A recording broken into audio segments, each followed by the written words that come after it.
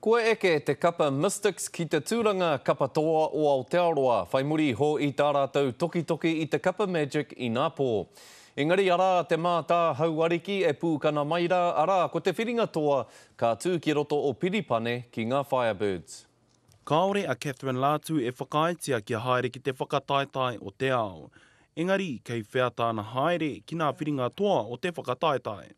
It'd be nice to do both, but it's not to be this year, so this is where all my energy lies.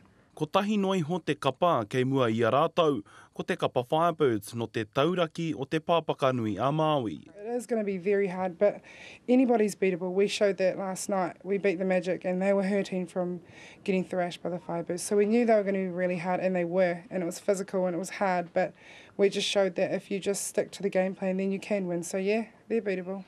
Kāore te huarahi ki ngā whiringa toa i Ngāwari mā te kapa Mystics, i te pōra i kite ai te mumura o te kapa Magic. You just wish you did it more often. Kia puta ko te ihu o Magic i te hauwha tuatahi. Nā kona ka hoake te kapa o Tāmaki Makaurau, me te kaupare a Kayla Cullen no Ngāpuhi. I nana Magic kia puta no te ihu. Engari, i pau te wā ki a rātau. We haven't peaked yet because we have one more game, and this is going to be our defining game, but we are happy to be there. We are excited and we're ready for it.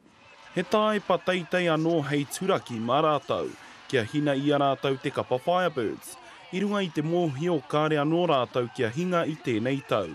Hei te rātapu te kēmu tua i ki Piripane. Rā pāra tāwhai te karere.